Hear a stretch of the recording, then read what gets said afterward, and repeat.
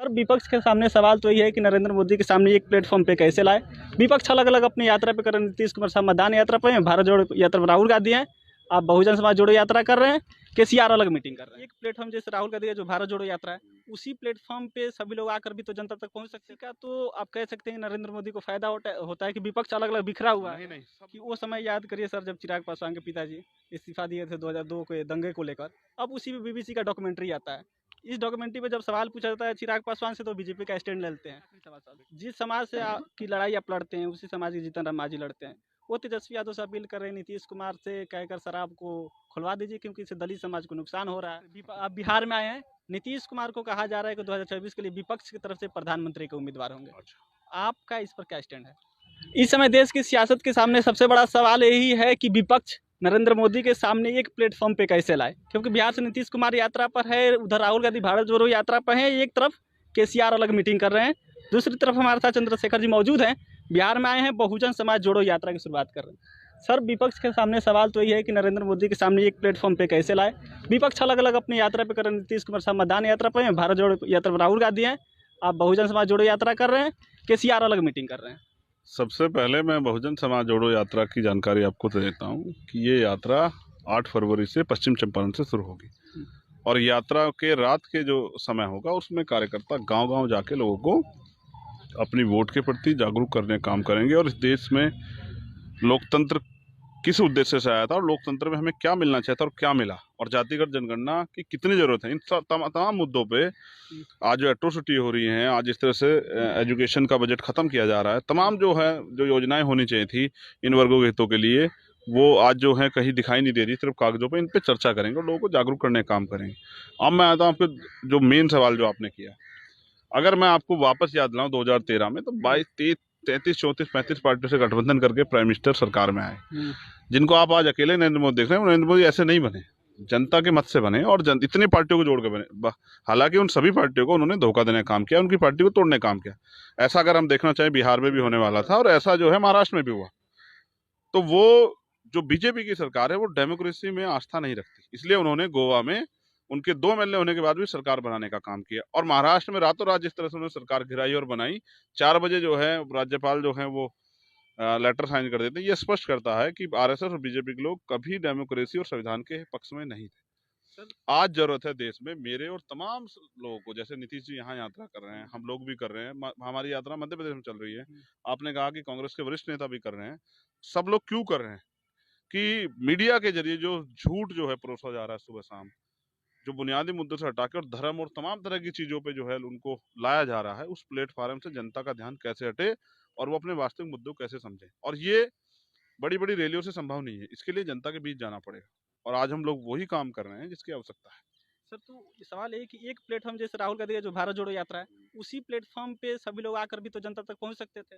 अब मैं कह रहा हूँ कि अगर उस यात्रा को आप देखेंगे और कभी अगर आपको आपको अवसर नहीं मिला क्योंकि वो खत्म होने की तरफ है, उन्होंने दलितों के हित में एक मुद्दा अगर उन्होंने कहा हो पूरी यात्रा में, तो आप मुझे याद दिलाओ बस।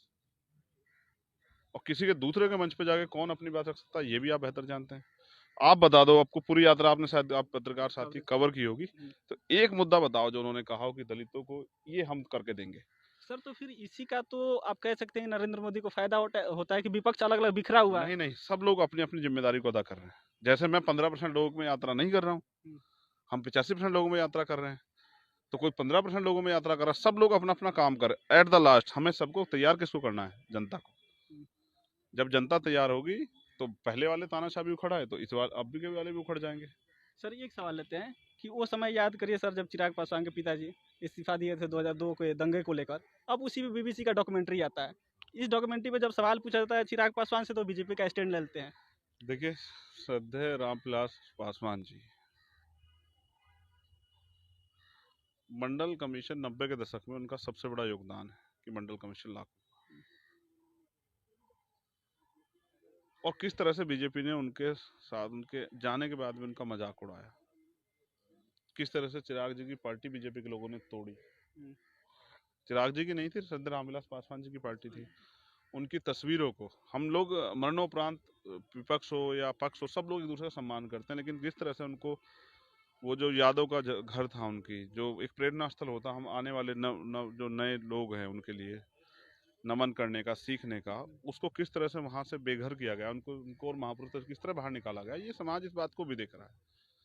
क्या मजबूरियां रही, किन कारणों से वो कर रहे हैं, मैं इस पर कुछ नहीं कहना चाहता, उनकी व्यक्तिगत वो है। लेकिन सच ये है कि बीजेपी ने सिर्फ 7 लाख के पीठ में छुरा घोंपने काम किया, और हमारे लोगों को इनसे सावधान रहना चाहिए। एक आखिरी सवाल साहब, जिस समाज से की लड़ाई आप लड़ते हैं उसी समाज की जीतन राम मांझी लड़ते हैं, वो तेजस्वी यादव से अपील कर रहे हैं नीतीश कुमार से कहकर शराब को खुलवा दीजिए क्योंकि इससे दलित समाज को नुकसान हो रहा है।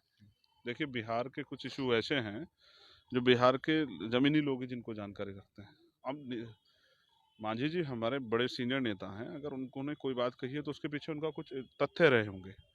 जैसे पिछली बार मैंने भी यहाँ ताड़ी के लिए कहा था, यहाँ हजारों की संख्या में लोग आए जिन्होंने मुझसे कहा कि भाई ताड़ी जो है, ताड़ी पर पाबंदी लगी है, ताड़ी को जो है कृषि व्यवसाय में जो है ना हिस्सेदारी मिलनी चाहिए।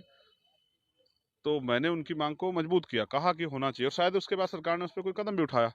मेरा ये कहना है कि हमें रोजगार चाहिए, ये देश की जरूरत है, प्रत्येक व्यक्ति की जरूरत, नौजवान की तो जरूरत है ही है, जिससे उसकी जेब में पैसे आए और वो अपने परिवार को, अपने घर को मजबूत करे।